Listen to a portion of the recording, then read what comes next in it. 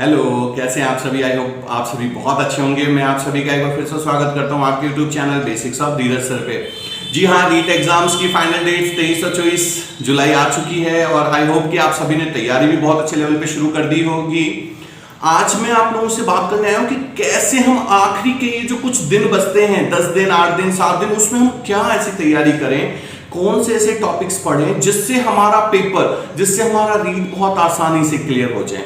तो इसके लिए देखिए, मैंने 3 पॉइंट्स में इसको टॉपिक को तैयार किया है और आप लोगों को बताऊं कि 3 टॉपिक्स कौन कौन से हैं जिसके थ्रू हम रीड एग्जाम्स को क्लियर करने की बात करेंगे। सबसे पहली चीज तो देखिए, सिलेबस, पाठ्यक्रम। नो डाउट आप सब तैयारी कर रहे हैं, आप सभी को पता है क्या पाठ्यक्रम है, क्या सिलेबस आने वाला है, लेकिन मेन चीज क्या ध्यान रखनी है वो मैं आपसे बात करूंगा। दूसरा, स्तर। देखिए, हर बच्चे का लेवल एक नहीं होता। कई बच्चों ने पिछली बार 80 से 90% स्कोर किया, किसी ने 60% स्कोर किया। तो स्तर के हिसाब से कैसे पढ़ाई करेंगे, आपका जो लेवल है उस लेवल के हिसाब से आप कैसे पढ़ाई करेंगे, वो दूसरे पॉइंट में हम डिस्कस करेंगे। और जो तीसरा पॉइंट होगा हमारा, उसमें हम बात करेंगे कि कौन कौन से ऐसे, देखिए कौन कौन से ऐसे बुक्स हैं, कौन कौन से ऐसे मॉडल पेपर हैं जो हम पढ़ सकते हैं, जो कि हमारे एग्जाम्स क्रैक करने के लिए बहुत जरूरी हैं।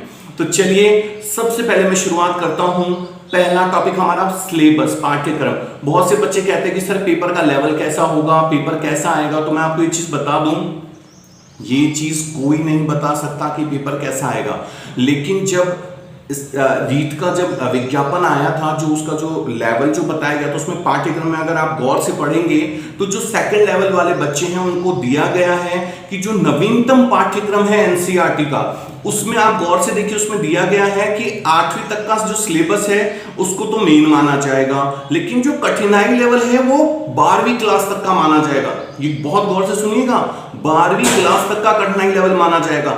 ऐसे ही जो लेवल फर्स्ट के बच्चे हैं उनका जो एनसीईआरटी बुक्स है 5th लेवल तक की, उसको बेस माना जाएगा, लेकिन जो कठिनाई लेवल है वो सेकेंडरी 10th क्लास तक की मानी जाएगी। जनरली आप लोग जो तैयारी करते हैं उसमें हम लोग, अभी देखिए एनसीईआरटी का सिलेबस आरबीएसई में आया है राजस्थान बोर्ड में, इससे पहले ये सीबीएसई में था।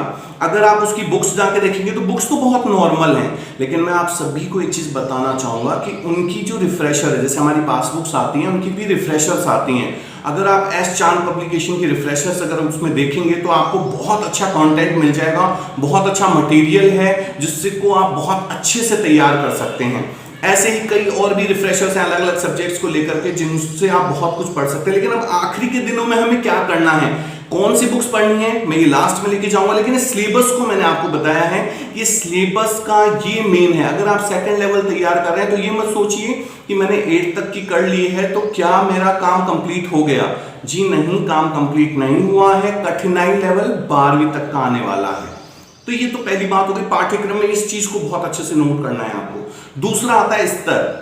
अब स्तर की बात जब करते हैं तो देखिए, जो पिछले रीट एग्जाम में जिन बच्चों ने भी 80 से ऊपर स्कोर किया है उनको कहीं भी भागने की जरूरत नहीं है। गौर से सुनिएगा, अगर आपने 80 से ऊपर स्कोर किया, आपको कहीं भागने की जरूरत नहीं है। आपके पास जो भी मटेरियल है, नोट्स हैं, मॉडल पेपर हैं, जिस बुक से भी पढ़ा है वो आपके लिए सफिशिएंट है, तभी तो आपके इतने मार्क्स आए हैं। समझ रहे हैं? आपको इधर उधर ये नहीं कि उसने ये कह दिया, उसने ये करके आप खुद के पैर पे खुद ही कुल्हाड़ी मारेंगे। मैं पहले ही बता देता हूं, आपके पास सफिशिएंट मटेरियल है, उनको ही आप रिवाइज कीजिए। दूसरा लेवल आता है जिन बच्चों का 60 के आसपास था। देखिए, जिनके पास 60 के आसपास था उन बच्चों को थोड़ा सा देखना पड़ेगा कि मैं कैसे, कम से कम देखिए 10% ऊपर लेके चलना पड़ेगा आपको। कई बार होता है कि पेपर का लेवल काफी अच्छा आ जाता है तो फिर आप ऊपर नीचे हो जाएंगे 10%, तो वो आपके लिए प्रॉब्लम करेगा। क्या कर सकते हैं आप लोग, ये मैं अभी जब लास्ट हमारा तीसरा पॉइंट आएगा, कौन सी बुक हम रेफर करें, उसमें मैं आप लोगों के लिए ये सारी चीजें लेके आऊंगा। थर्ड लेवल जो बिल्कुल नए हैं, तो देखिए जिनका 60% से कम था, बहुत कम, मतलब 40-50 के आसपास थे, उन बच्चों के लिए ये बहुत जरूरी है कि आपके पास मटेरियल पूरा नहीं है, टॉपिक्स आपके पूरे क्लियर नहीं थे। आपको आखिरी के जो 7-8 दिन हैं, 10 दिन हैं, इसमें आपको बहुत अच्छे से, बहुत क्वालिटी के साथ पढ़ना है। ये तो हमारा दूसरा टॉपिक हो गया कि हमारा लेवल क्या होना चाहिए और किस हिसाब से पढ़ना। अब सबसे बड़ी बात, सबसे इंपॉर्टेंट चीज, लास्ट के दिनों में क्या पढ़ें। अधिकतर बच्चे क्या करते हैं, मॉडल टेस्ट पेपर लाते हैं, खरीद के उनकी तैयारी शुरू कर देते हैं, मॉडल पेपर कर लिया हमने, हो जाएगा। अजीब। मैं आपको एक चीज बता दूं, देखिए आप गौर से, अधिकतर जो पब्लिकेशन है वो लोग क्या करते हैं, जो पिछले अपने जो मॉडल पेपर होते हैं उसी का कॉपी पेस्ट किया और डाल देते हैं, जबकि आपका सिलेबस एनसीईआरटी लेवल का है। एनसीईआरटी लेवल का अगर है तो आप एनसीईआरटी की बुक्स को तैयार कीजिए। गौर से सुनिएगा, ये बहुत जरूरी है। आप एनसीईआरटी बुक्स को तैयार कीजिए। आप एनसीईआरटी बुक्स में से देखिए, अच्छा आपने जो तैयारी कर रखी है तो एनसीईआरटी बुक्स के क्वेश्चंस आपको आने चाहिए। जो नहीं आ रहे हैं तो उनको सॉल्व कीजिए। लेकिन फिर वही, जैसे 80 से ऊपर वाले बच्चे हैं उनको कुछ ज्यादा नहीं करना, फिर बता रहा हूं 60% से ऊपर वाले हैं तो आप एनसीईआरटी के जो क्वेश्चंस हैं उनको अच्छे से कर सकते हैं। जो 30-40% वाले हैं उनके लिए एक बुक बता देता हूं, ल्यूसेंट की बुक आती है, बहुत अच्छी बुक आती है, वो जो सब कुछ रहता है। जिन्होंने अब लास्ट टाइम में पढ़ना है तो उनके लिए वो सबसे अच्छी बुक है। ल्यूसेंट के अलावा भी एक दो और पब्लिकेशंस हैं, लेकिन वो बुक्स फिर भी आज के टाइम में भी, वो पहले भी चलती थी अच्छी और अभी भी चलती है, अच्छी चलती है। एनसीईआरटी में देखिए, अगर आप एनसीईआरटी को तैयार कर रहे हैं तो एक चीज ध्यान रखिए, मॉडल पेपर की जगह लास्ट के जो प्रश्न आए हुए हैं, पिछले सालों में जो प्रश्न पूछे गए हैं, उनको ज्यादा से ज्यादा तैयार कीजिए, ताकि आपको पता चलेगा कि आपका लेवल कितना अच्छा हुआ है।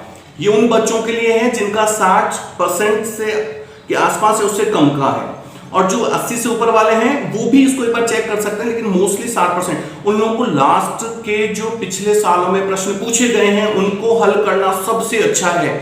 मैं आपको एक चीज बता देता हूं, पिछले सालों के जब आप पेपर करेंगे तो पेपर ऐसा नहीं उसका आंसर देखा और कर लिया। पहले आप खुद का लेवल, पहले खुद एक बार आंसर्स कीजिए, फिर आंसर मैच कीजिए कि कितने सही हो रहे हैं। सबसे बड़ी बात, जब आप मॉडल टेस्ट पेपर और लास्ट ईयर के पेपर करते हैं, दोनों में फर्क क्या होता है? जब लास्ट ईयर का पेपर आप करते हैं तो आपको एक्चुअल पोजीशन पता चलती है कि आपके पास क्या क्या चीजें हैं, जबकि मॉडल पेपर में मैंने अभी बताया कॉपी पेस्ट का काम हो जाता है। तो आखिरी दिनों में सबसे पहले खुद को ना बिल्कुल शांत कर लीजिए। शांत करके ये देखिए मेरा कौन कौन सा टॉपिक है जिनको मैंने क्लियर कर लिया है। लास्ट टाइम में सिर्फ लास्ट ईयर के जो पेपर्स हैं उनको कीजिए। अपने भी इस चैनल पे अभी भी अगर आपने लाइक और सब्सक्राइब नहीं किया तो लाइक और सब्सक्राइब कर लीजिए। यहाँ पर अभी अभी लेटेस्ट मैंने राजस्थान जीके के 600 ऐसे क्वेश्चन डाले हैं जो पिछले सालों में पूछे गए थे। जनरल साइंस का भी 1-2 दिन में आ जाएगा आप लोगों के लिए। मैप में आप कैसे राजस्थान का पूरा जीके पढ़ सकते हैं बहुत छोटे टाइम में, 20-20, 30-30 मिनट में, वो भी वीडियोस डाले गए हैं। प्लस एनसीईआरटी का अपना ये बेस चैनल है जिसपे 10th लेवल तक के आपको बहुत सारे 12th लेवल तक के साइंस के, मैथ्स के, इंग्लिश के टॉपिक्स मिल जाएंगे।